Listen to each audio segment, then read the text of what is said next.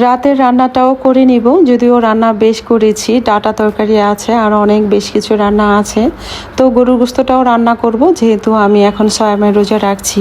তো গরুর গোস্তটা এক পিসও যদি আমি খাই তাহলে আমার ভালো লাগে আসলে সেহরিতে।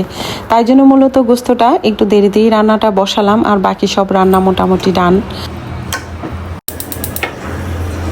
এক একটা সময় এক এক রকম করে রান্নাটা আমি করি, কখনো কষিয়ে রান্নাটা করি, কখনো বা মাখিয়ে করি। যেভাবেই করি আলহামদুলিল্লাহ ঘরের সবাই তো বলে ভালোই হয়।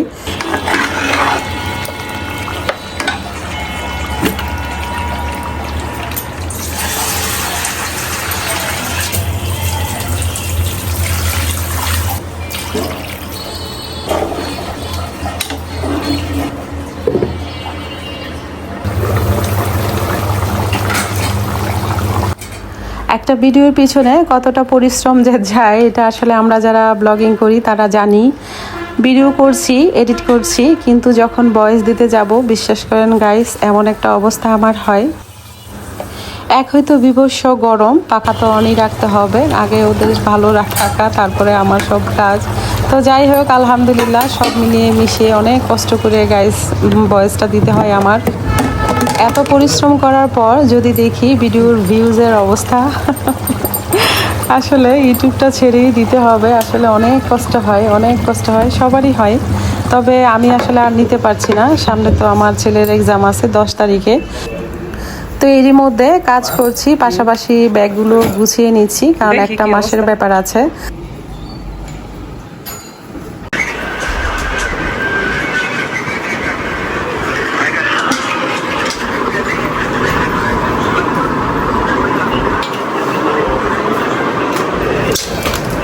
ঢাকা শহরে আসার পর এই প্রথম আমি এমন ঝড়ের মুখোমুখি হলাম। একদম বালু ঝড় বলতে পারেন, মরুভূমি ছাড়াই মরুভূমি ঝড় উঠেছে।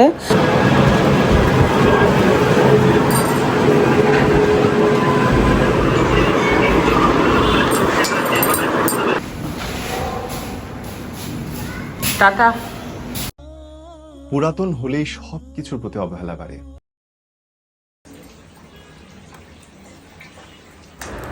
প্রতিদিনই থাকছে সংসারে ঢের সারি কাজ, কিন্তু আজকের কাজের পরিমাণ আর একটু বেশি, কারণ রাতে যেহেতু এই পরিমাণ ঝড় উঠেছে আর বালু দিয়ে ঘর মাখামাখি। রাতেই রেডি হয়েছিলাম আমার এক খালা অসুস্থ, তাকে দেখতে যাব তাই, কিন্তু আর যেতে পারলাম কোথায়, এই ঝড়ে তো আটকে গেলাম, ভাগ্যিস বের হয়নি। তো যাই হোক এখনও মাথায় চলছে, সমস্ত কাজবাজ হুটহাট করেই করছি, অনেক দ্রুত করছি যেন বিকেলবেলা যেতে পারি। এগুলো দেওয়া শেষ, এগুলো আবার কালকে, আজকের সময় নেই।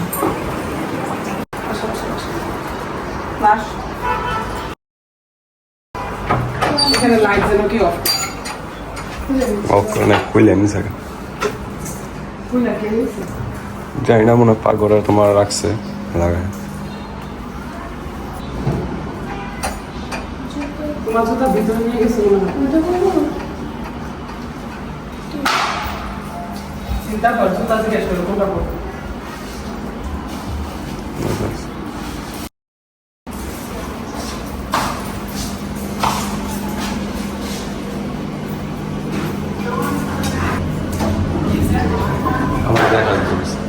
আমরা দেখা যাবো হয়েছে।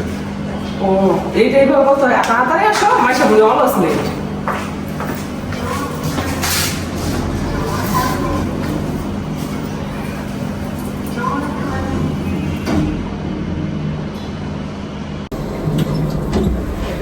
আসসালামু আলাইকুম মাই ইউটিউব ফ্যামিলি, কেমন আছেন সবাই? আই হোপ সবাই ভালো আছেন। আলহামদুলিল্লাহ আমরাও সবাই ভালো আছি। মাই ভিলেজ লাইফ আয়েশা চ্যানেলে সবাইকে স্বাগত বলছি। ঢাকা থেকে দূরেও কাছে যে যেখান থেকে দেখছেন প্রত্যেকে জানাচ্ছি আন্তরিক শুভেচ্ছা অভিনন্দন। নতুন একটি ভিডিও নিয়ে আসলাম আপনাদের মাঝে। যদি ভালো লাগে চলুন কিছুটা পথ আমাদের সাথে। দেখলাম লিফটটা কতক্ষণ সময় লাগে আর কি, আমি ইন্ট্রোটা দিতে পারি কিনা। পারছি, চলো।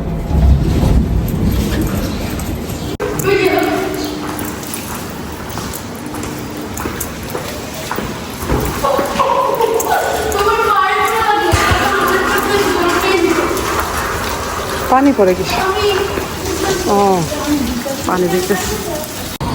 কি জুতা কেন, এইটাই কি হয়েছে?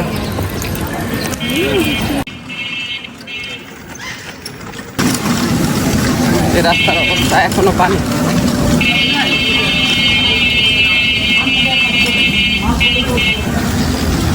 এই যে একটা সময় এই রোড দিয়ে আমরা যেতাম, এই জায়গা দিয়ে আমাদের বাসা ছিল। কিছু নিয়ে নেই, রাস্তাঘাটের অবস্থা খুব খারাপ।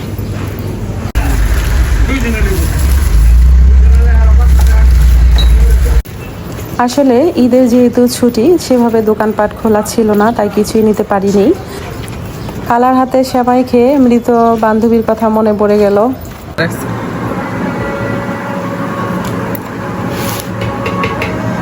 একটা বাটি, বিসমিল্লাহ।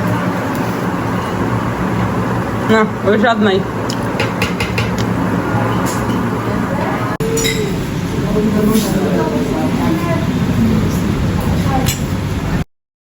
এটা কোনো কথা? রেস্টুরেন্টে মুক্তি নেই, কারণ চলে গেছে।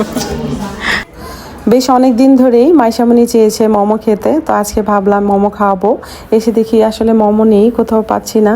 তো এখানে হান্ডি গোশত আছে, এটা বিখ্যাত, তাই ভাবলাম মেয়েকে নিয়ে এখানে খেতে বসাই। তার মধ্যে ইলেকট্রিসিটি চলে গেছে, কি একটা অবস্থা বাজে। আচ্ছা, এমন একটা রেস্টুরেন্টে এটা কোনো সিস্টেম হলো? এত বড় একটা রেস্টুরেন্টে এই সুবিধা না থাকলে কি হলো?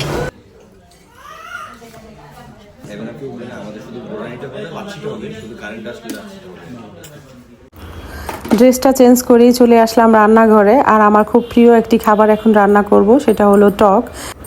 আসার পথেই কিছু ফল নিয়ে এসেছিলাম, তার মধ্যে ছিল আম। তো আমটা দিয়ে আজকে টকটা রান্না করব। বেশ অনেকটা বছর হলো মনে হয় খাই না, এমন লাগছে। খুব সিম্পলিভাবে এই রান্নাটা, এই রেসিপিটা একদম সহজ, সবাই আপনারা জানেন। গরমের মধ্যে এই খাবারটা একদম শ্রেষ্ঠ আমার কাছে মনে হয়।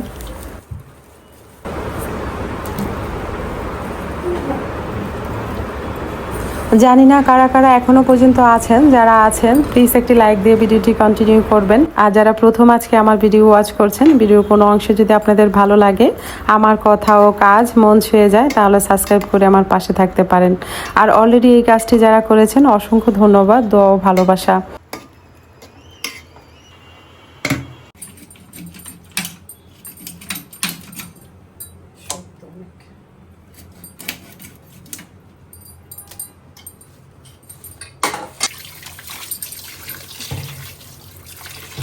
কত চল্লিশ।